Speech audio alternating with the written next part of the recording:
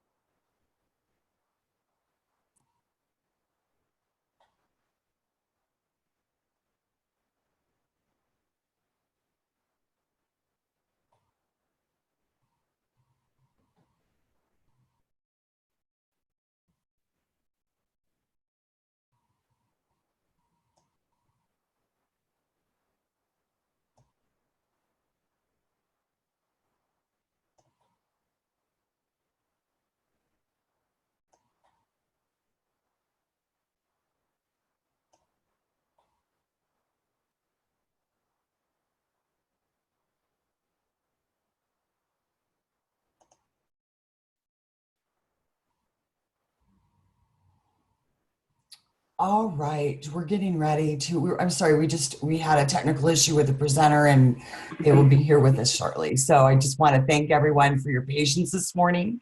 Thank you for joining us for the OpenWorks webinar on workplace readiness and reopening. Are you prepared? Just a couple of housekeeping announcements. We will send you a link to the recording of the presentation, as well as a PDF of the PowerPoint itself, probably early next week. So keep an eye out for that in your email. And if you have any questions at any point during the webinar, you're welcome to just type them into your Q&A or your chat window, and we'll address them for you at the end of the presentation when we have a Q&A session. Your expert presenters today are Liz Karachalo, our Chief Operating Officer at OpenWorks. Liz oversees business operations for OpenWorks. She streamlines our systems and improves our processes while she focuses on strategic growth and development. Liz has more than 2 decades of leadership experience, having worked in various industries from packaged goods and aerospace to finance and technology. Spencer Pearce is our Human Resources Director. Over the last 10 years, Spencer has been leading innovation and change within human resources across multiple industries, including technology, higher ed, and professional services. At OpenWorks, Spencer's very focused on implementing people strategies that help foster development of high-performance talent, culture centricity, and alignment across the business to meet organizational objectives. And we have Sid Likes, our Divisional Operations Director. Sid has been at OpenWorks since 2018. He joined us after spending 20 years managing facilities. He is responsible for the Pacific Northwest, including Seattle, Portland, and San Francisco. Sid is responsible for all aspects of operations, and he works very closely with the district managers to ensure quality control and adherence to OpenWorks standards. So without any further delay, I'm going to introduce Liz Karachalo, who will tell you about what we'll be talking about today and get into what you came for. Hello and welcome everyone. Could you please advance to the agenda? Terrific. First of all, on behalf of the entire OpenWorks team, we hope that you and your families are staying healthy and safe during this time. We're grateful for all that you're doing to help keep environments clean, healthy, and safe, and to support the successful and full reopening of America. So today, what you see in our agenda is we're going to cover some of our most recent survey data around reopening plans and expectations from customers and employees. We'll also discuss the importance of having a workplace reopening plan and some of the key components that we recommend to include in that plan. And we'll certainly talk about building or enhancing your reopening plan and how to best prepare your facility, your workforce, and your customers. And of course, we'll leave time for your questions as well. But before we dive into the details, we'd like to hear and get some input from you. So in a moment, you'll see a polling question. And if you could please take a minute to respond to the question.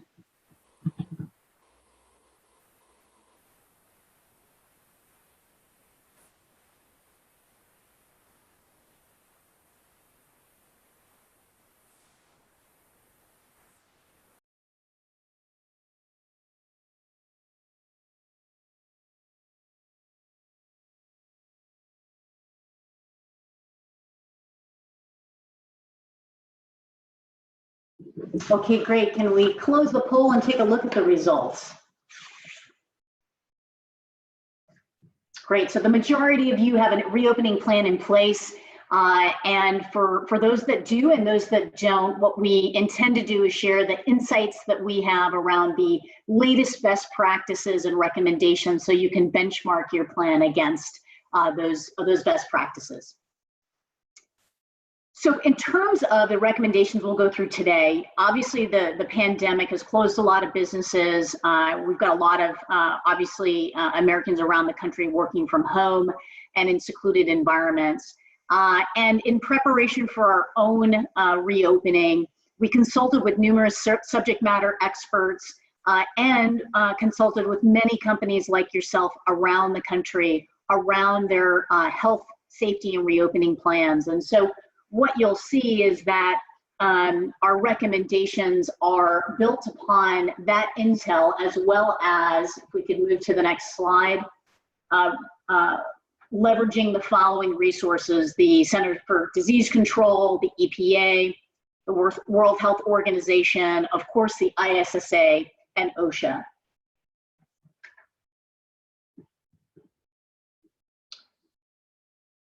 And if we advance to the next slide, what you can see is that in addition, we did survey certainly our own customers, and we have input from a variety of industries, over 300 customers from around the country, with covering different geographies, input from C-suite executives, facility managers, property managers, school principals, and healthcare professionals as well. If we could move to the next slide. So according to the responses and some of the data we'll share with you today and insights, at the time of our study in late May, you'd see that certainly a majority of the respondents were essential service providers and either at full or partial capacity, with other respondents remote, with a planned reopening in either June or July. All right, so we'll be sharing the responses of that study. Again, just like to get your input. If we could pause quickly for a question around your reopening plans, since the majority of you have plans, could you respond to which elements that you see here are already included in your plan?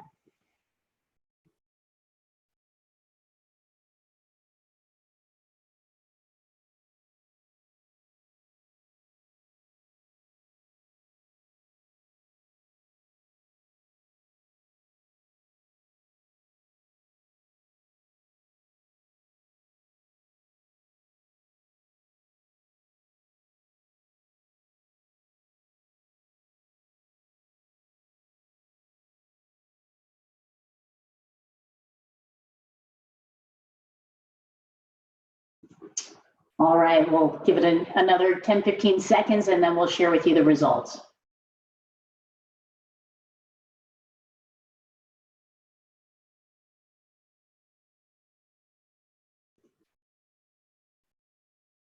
Okay, so all of you have instituted the wearing of personal protective gear for employees. The majority of you, social distancing protocols have been included, and certainly an increased frequency and intensity of cleaning and disinfecting, with a variety of you implementing some other areas of reopening and elements of your plan. If we move to the next slide, you'll see that certainly your results are relatively consistent in terms of what are some of the top areas: social distancing protocols, requiring the use of PPE while at work, and also ensuring that hand sanitizer is accessible throughout the facility, were certainly some of the top adopted elements in a reopening plan.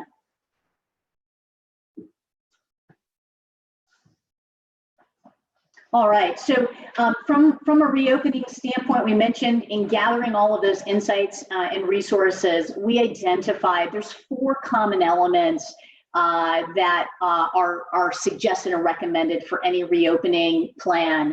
And those elements are creating and maintaining a cross-functional team to navigate and evolve and enhance your plan, to prepare your facility, prepare your workforce, and of course, prepare your customers. And we will go into the details of each of these along the way. So first and foremost, in creating a cross-functional team, again, many of you may have already done this, and this is a model we've adopted as well. We've appointed a group of leaders and assigned specific roles centered around those 4 core areas. We have regular check-ins in the earlier phases. That was on more of a daily basis. We're now at a weekly basis. We have someone assigned to monitor state and local government policy that's specific to our geographies. We have an ongoing communication plan.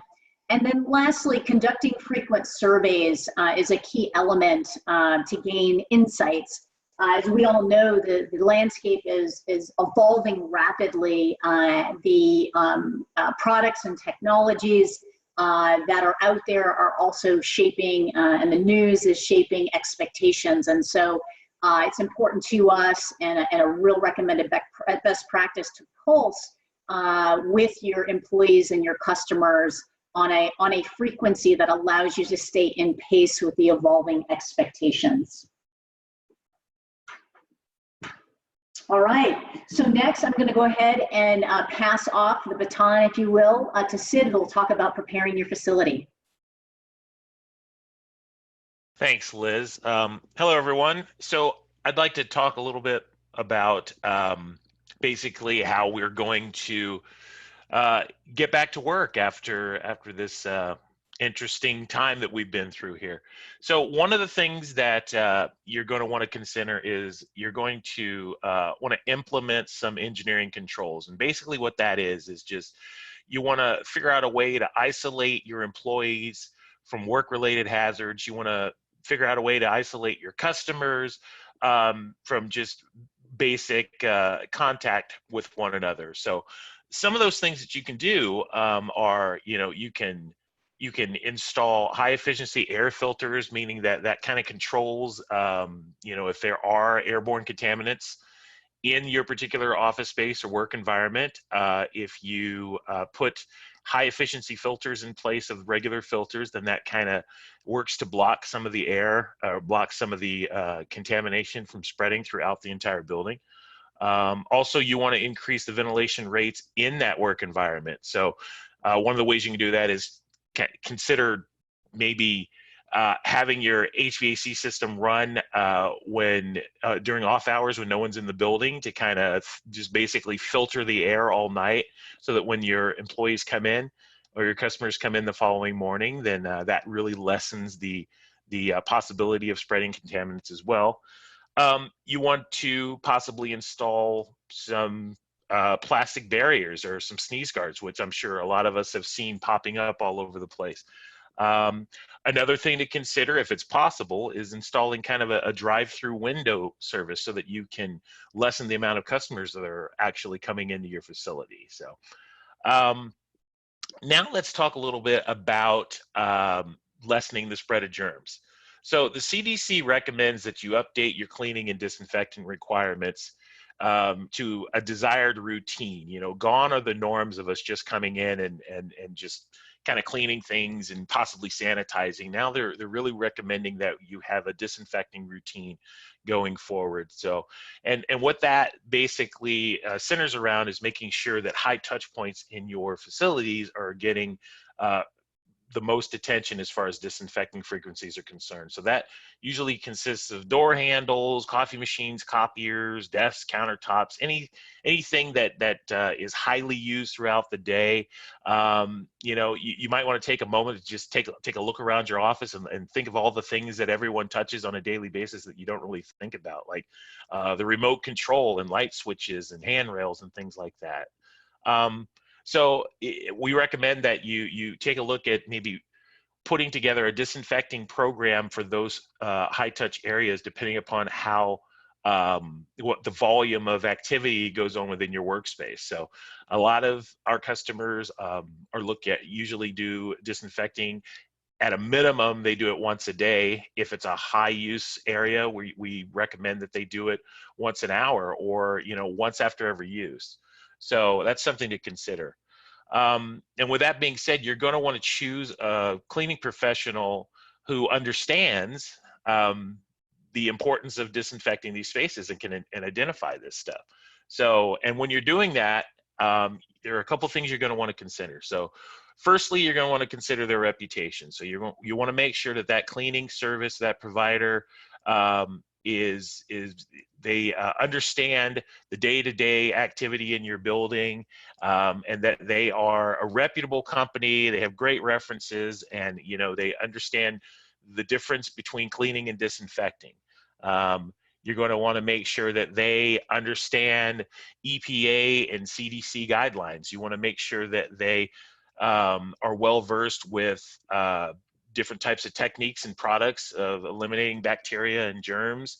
You want to make sure they understand the important use of PPE, and that they actually do use PPE. And for a lot of you that don't know what that means, that's personal protective equipment. So you want to ensure that they, when they're on the job, because let's face it, this is an outside entity coming into your building, that they are protecting themselves and protecting your workforce. So another good thing to ask for is that they have training and certificates. You want to make sure that they have certificates in handling bloodborne pathogens, that they're certified by the Global Biorisk Advisory Council, or GBAC, that they have a disinfecting certification. You want to make sure that that their practices are in compliance with the CDC, and they're licensed, insured, and fully bonded. You want to make sure, I mean, that's extremely important. Let's see, you want to make sure they have experience in the industry. And so, and by saying that, what I mean is that they service a diverse portfolio of properties. So, you know, you want to make sure that they're not just a general office cleaner, that they understand how to clean hospitals, schools, factories, production facilities, large retail offices, because each one of those applications are different. And so you want to make sure that they understand the difference, so that when you're contracting them to clean in your particular environment, that they understand some of the challenges and some of the particular techniques that'll need to be used to making sure that your facility is clean and safe. You want to make sure that they have a great communication protocol. You want to make sure they have either a communication log, and most importantly, that they have an after hours call protocol, that they have someone that you can get a hold of in an emergency or something happens. And another good practice is to make sure that they have a dedicated person to your account, a dedicated account manager, or someone who that you deal with on a regular basis that knows your property. So that's pretty important. Now let's talk a little bit about the steps in disinfecting and cleaning, what the differences are. So what is the difference between disinfecting and cleaning? So let's talk real quick here. So cleaning is basically just the removal of dirt, debris, just dust, getting rid of the surface debris on top of any particular item or surface. So, and that usually includes just your regular cleaning tasks like sweeping, vacuuming, dusting, mopping, wiping down. So that's cleaning. Disinfecting is actually going in by use of a chemical or a process. You're going to kill 99.99% of the bacteria and viruses on a particular surface. And that usually requires a particular chemical, and that chemical needs to be used properly, meaning that it needs to be applied to the surface. It needs to set on the surface for the pre-prescribed dwell time. And what a dwell time is basically how long a particular chemical needs to sit on a surface so that it can be effective in killing the virus. Most dwell times for the products that general cleaning companies use usually vary between 1 minute and 10 minutes. There are some products that have 30 seconds, but usually it's between 1 minute and 10 minutes that particular chemical needs to set on that surface in order to be able to kill. You can't just you know, spray it on and then wipe it off quickly. You've really done nothing if you do that. It has to have time to work. So let's talk about that process in detail. So the first step is, you know, you want to remove the dirt and the organic material, and then the second step is to use a EPN List-In antimicrobial disinfectant to destroy the virus and the germ. All right, and so another process that's really, really popular right now is electrostatic spraying. So electrostatic sprayers allow disinfectants to kind of wrap around and coat the surface that they apply to. So it kind of gives a more complete disinfecting clean. And basically it does it by positively charging the molecules as they leave the applicator, and then they will attract to a negative surface. So the surface that you're spraying it on is negative, and those positive charges, or those positive particles, will cling to it, kind of like when you try to take some cling wrap off of something and get it off your fingers, how it just jumps right onto you. It's kind of the exact same theory here. So it will adhere to the surface.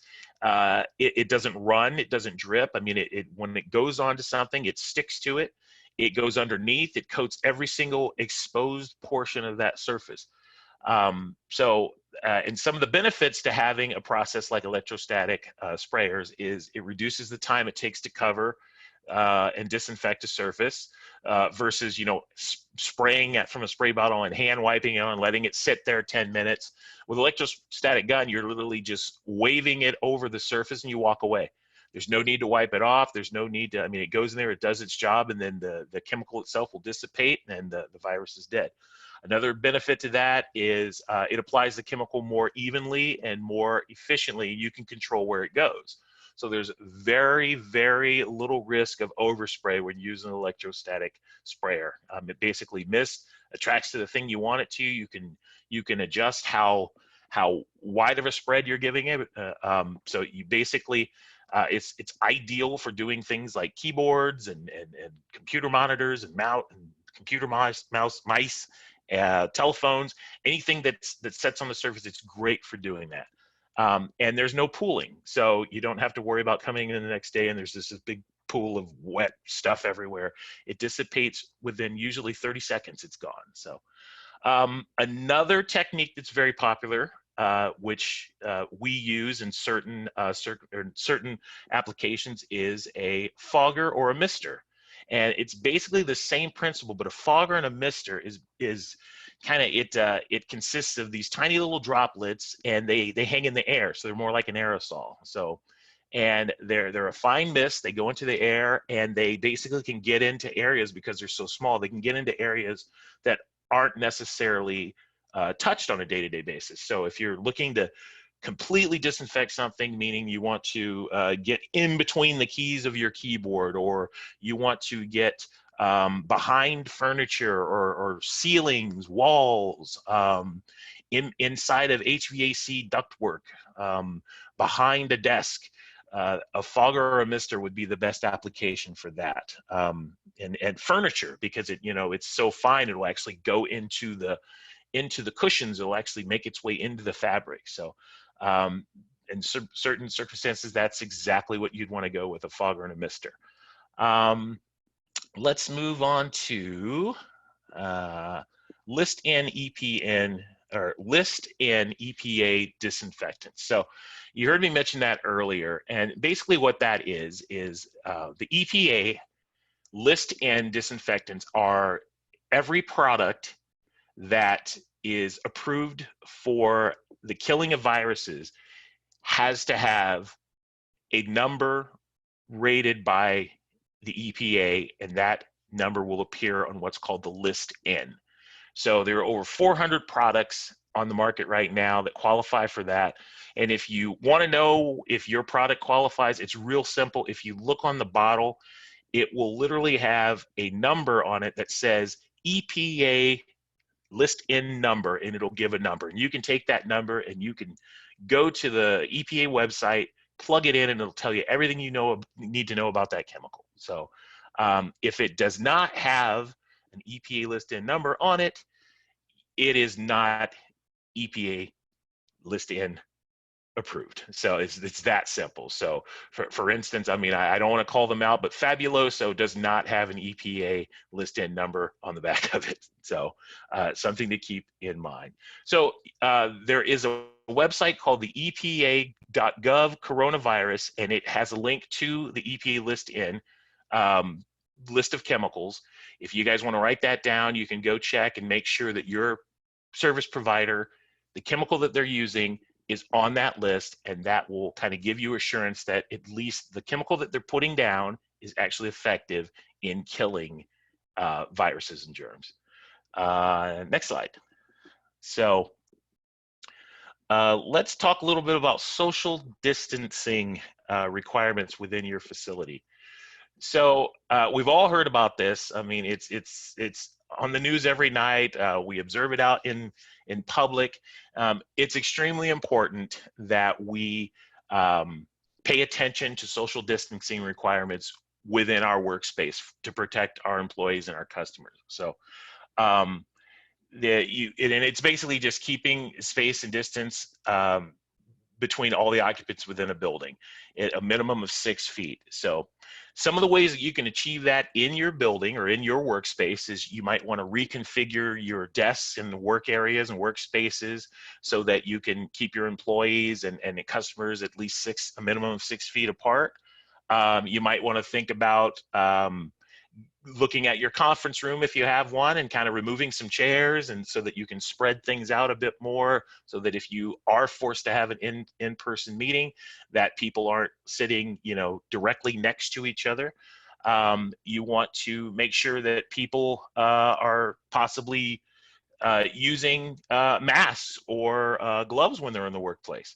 That is something that's highly recommended right now that we do once we return. Another thing is you want to discourage workers from using, for sharing items within the office. So if you have one telephone in the office, which I'm not real sure anybody these days still just has one telephone that everyone uses, but if you have one telephone, you want to discourage that. Everyone should have their own phone. They should have their own stapler. They should have their own pens. They should have their own tape dispenser.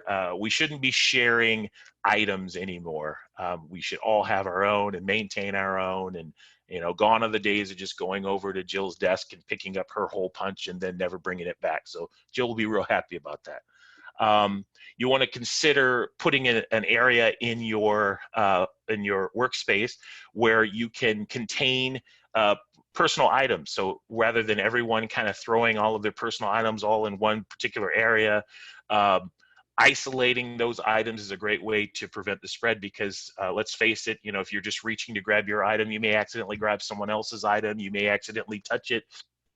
But making sure that everyone has their own kind of personal nook or their own personal space to keep their personal items is a great idea. Another thing you might want to consider doing is designating a special enclosed room to isolate someone who is not feeling particularly well, someone who wanders into your facility and you need to do an assessment of this person, or you need to you need to kind of find out if they need to go home and they need to conduct their business and be on their way. You might want to have just one room dedicated to doing that, where you would interact with this person with PPE, and then that way it kind of lessens the exposure to the rest of the population within the building or within the workspace. So another thing you want to do is you want to implement controls regarding your entry points and exit points. So you kind of want to make sure that you don't have an area where people are bunched up or queued up too much.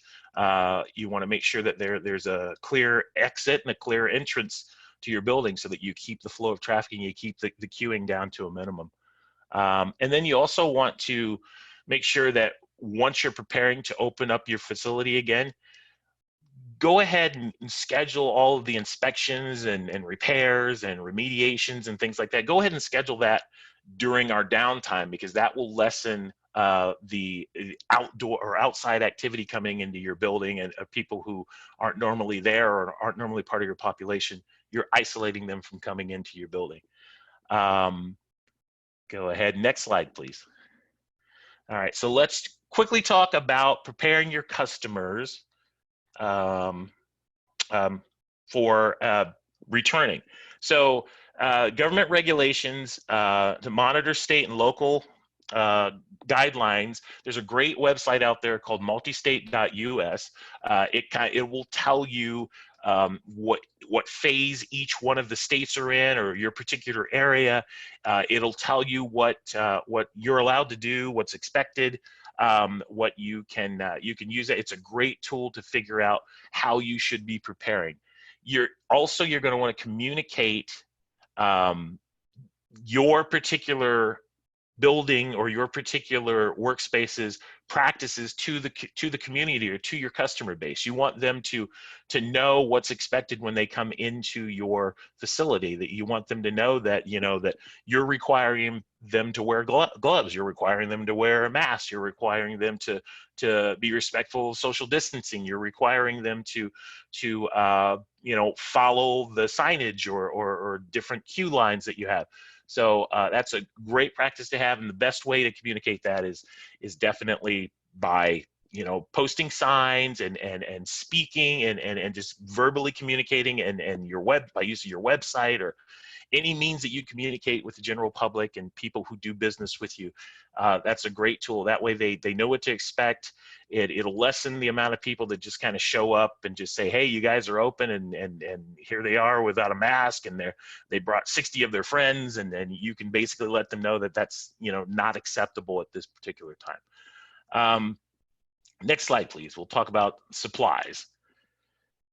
So we did a poll of 300 of our current customers, and we wanted to determine what types of supplies and PPE, personal protective equipment, that they would anticipate needing to provide to their employees and their customers. So 77% of those people said that they would require that all of their employees would be wearing gloves, they would be wearing face masks or face covering of some sort. It was a requirement. So 77% felt that that was the direction that they would need to go in order to reopen. 57% said that they just wanted to make sure that their customers as well were wearing personal protective equipment, and 70% or 76% of the people polled said that they would plan to, you know, just have hand sanitizer at every station, made it available for their employees and their customers. So that's pretty interesting data. We just want to make sure that you guys understand that personal protective equipment right now is extremely important, and there are a few things you want to make sure that you're adhering to while using personal protective equipment. These are things that generally get overlooked. You want to make sure it's properly fitted and that it's refitted throughout the day. So, you know, I'm sure we've all seen people who've had the mask on, and then they get a little hot, and then the next thing you know, you look over and they've got the mask, you know, they've got their nose out, but the mask is covering their mouth, or they've flipped the mask all the way down and they're now protecting their chin. So their chin is completely protected, but they're breathing and exposing everyone else to their airborne contaminants. So we want to make sure that people are properly wearing the mask, that it properly fits, and that they adjust it as needed throughout the day. You want to make sure that it's consistent, that wearing PPE is not optional. So it's not like, well, you know, I wear it on Wednesdays, but I don't really feel like wearing it on Thursdays. It needs to be a consistent policy. You want to make sure that you have a program in place that allows for regular inspections and maintaining of the PPE, and you need to be prepared to replace it as necessary. There's, you know, these people who are wearing these disposable masks, I've seen, you know, someone gets one disposable mask and they make that thing, I think they're going on 3 months on that one disposable mask. It pretty much is no longer serving its purpose at that point. So you want to make sure that you have enough supply to, if you are using disposable items, that you want to be able to replace those items as necessary.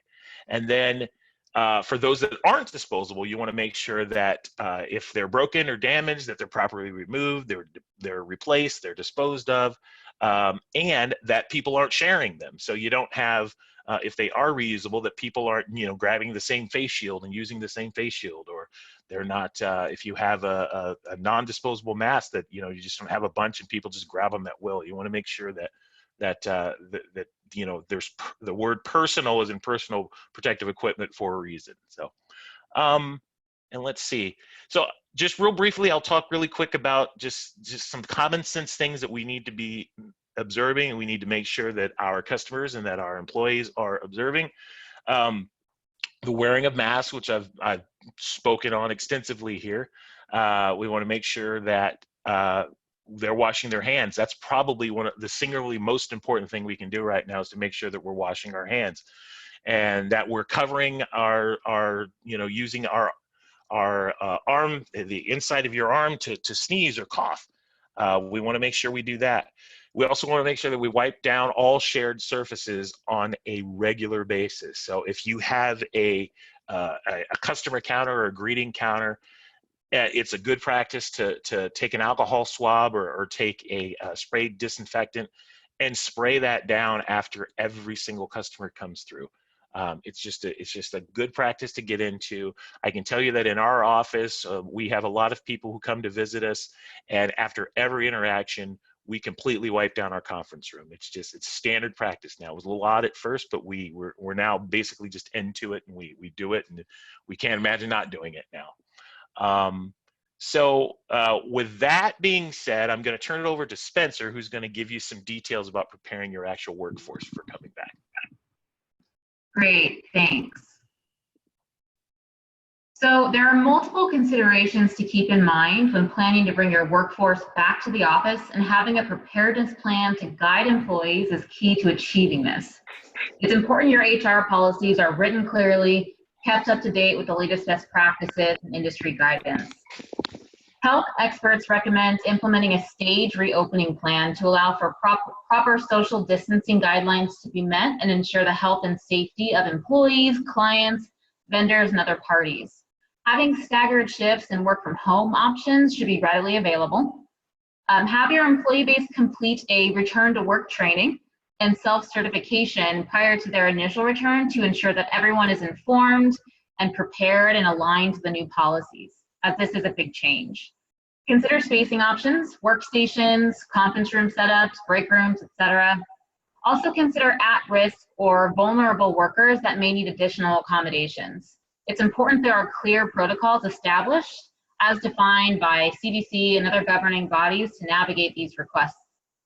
Ensure you have a clear understanding on how employees may utilize the leave options presented under the FFCRA, the Families First Coronavirus Response Act. Determine your policy regarding guests, visitors, vendors, etc. Lots of organizations are asking these parties to comply with the same social distancing guidelines that they've implemented for their employee base, just to keep it uniform and easy to manage. Lastly, we want to define protocol for employee travel guidelines. This includes restrictions on travel and communication requirements prior to and after they return. And with that, we'll pivot to some guidance regarding continued health and wellness in the workplace. So the next slide. So it's important to develop an infectious disease preparedness and response plan that can help guide protective actions against COVID-19 or other outbreaks. Prepare your workforce with DIY cleaning stations, promoting hand sanitizing and the cleaning of workspaces. Products would be hand sanitizer, cleaning wipes, etc. Ensure you have a communication plan for prompt identification for anyone who becomes sick. This would include how individuals report this information and how you as an employer will act accordingly to keep the rest of your workforce safe. Prepare and post reminders about social distancing and cleaning protocols throughout the office. Signage is recommended by the CDC, and there are various options to choose from here. As mentioned briefly before, we want to consider health screening and monitoring protocols, including self-assessments. It's important to pay close attention to data privacy regulations, EEOC, HIPAA, etc., when considering protocols for temperature screenings and collecting other health data. Provide PPE to reduce the risk of infection or spread. This was mentioned throughout the presentation. Consider safety and training protocol requirements for employees. As mentioned in the beginning, OSHA has several tools, resources, and some really helpful videos on the website to aid in safety and training for your employee base. And then something that's really important is to just recognize that some employees are going to be apprehensive about returning to work in general, especially with these new protocols in place. It's important to communicate transparently, listen, and survey regularly to maintain trust within your employee base so that you have the confidence that they're going to adhere to these processes as well. As countries, states, and local jurisdictions establish their own criteria, it's imperative to continually monitor and adjust your reopening plans to remain in compliance. In addition to sourcing guidance from the aforementioned agencies and organizations, OpenWorks recently surveyed our customers and their consumers to assess just how different this new world looks. We found some interesting insights. 73% feel their workforce or their workplace should be cleaned daily. 56% want their workforce disinfected daily. 68% feel the use of EPA-approved disinfectants is important to them. And 61% believe high-touch services should be disinfected frequently. Now I'm going to go ahead and pass it over to Liz, who's going to share a bit about OpenWorks and the services we offer. Yeah, thank you, Spencer. And first off, thanks to all of you. It's a privilege for our teams to support you and your employees and your customers and to be your trusted partner in health and wellness and safety. So you're well aware of OpenWorks. I think we can move to the next slide. Some of the things that you've been hearing is that we are continuing our efforts to be on the forefront around cleaning and disinfection in terms of techniques and certifications. That's something that is very important to us, and we believe will continue to help meet your needs and the needs of your organizations. You may have certainly heard about the suite of services that we have offered. We can advance, which is our TotalWorks complete cleaning and disinfection system, and we have evolved our services again to meet the needs, the growing needs of your customers and employees, based upon everything that you've heard today and in pulsing with you. And our TotalWorks includes two types of service suites. One is our recurring suite of services that allows for greater levels of disinfection and varies by the frequency by which disinfection occurs, daily, weekly, and at times, multiple times or hourly with our Sanitech services. Of course, we also have our one-time deep disinfection services, InfectiGuard, which will again do a deep level of disinfection, and InfectiGuard Plus, which is designed for facilities that do have a confirmed case of COVID. And in this case, we're going to apply the GBAC 6-step process for decontamination to ensure that we have fully decontaminated the facility and it is safe for return. Our services do now include a level of signage and certification. We can move to the next slide. And this is designed to provide, to enable some visible representation and provide some peace of mind to your customers and your employees in the work that has been done to clean and disinfect the environment. So lastly, just in closing, we talked about the 4 themes. Again, many of your plans may have these elements incorporated. And so as you have additional questions, please feel free to reach out to us related to your plan. We did have a few questions come in, so I'd like to get to those now. And if you have others, please feel free to add them into the chat function. Sid, one of the questions was around just disinfectant in terms of what do you recommend for disinfectant that would be easily purchased today via Costco, et cetera? What do you see that generally is available? Let me pause there so you can answer that question. There's a few others with that. Sure.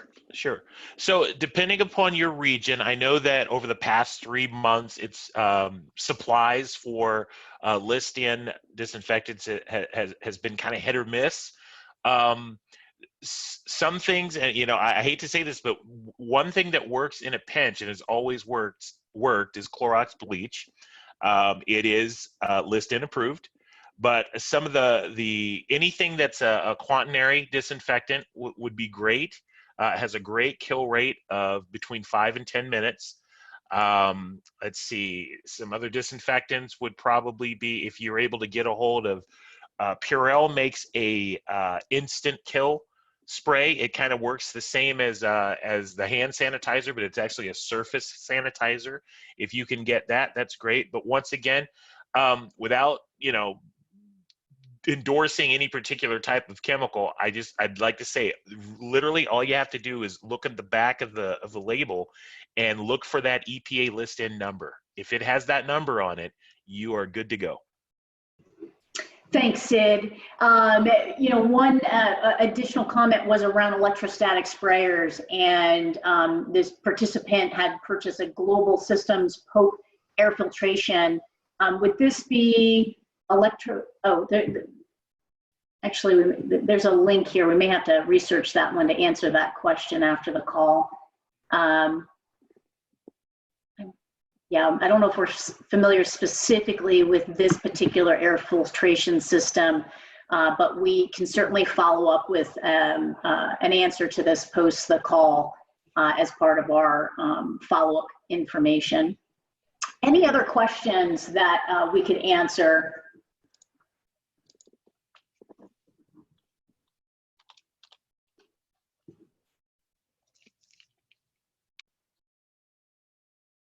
All right, well, we'd like to thank you so much for spending the time with us today. There are resources available, as you can see here on our website, specific to the Workplace Readiness and Reopening Guide that you can feel free to share with others, other colleagues and friends. And certainly we have our regular prevention updates. Thank you very much for your time. There are some, if you have some questions and would like to engage with us in terms of pricing, please access us through openworksweb.com.